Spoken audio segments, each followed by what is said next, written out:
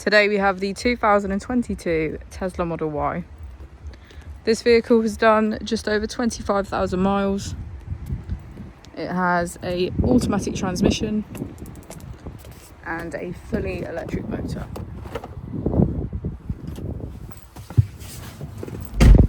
On our user interface, we're met with an overview of the vehicle. This allows us to open the bonnet, charging port and boot, all from within inside the car. If we click on our Tesla icon in the bottom right, we can access our controls, dynamics, charging, autopilot, safety, service and software.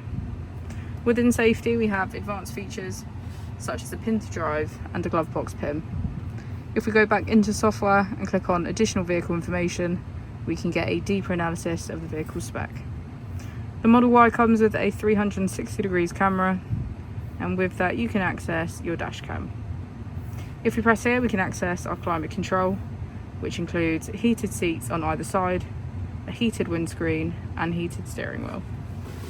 As we go into the back of the vehicle, you can see that it has a full leather black interior and get a good view of our panoramic roof.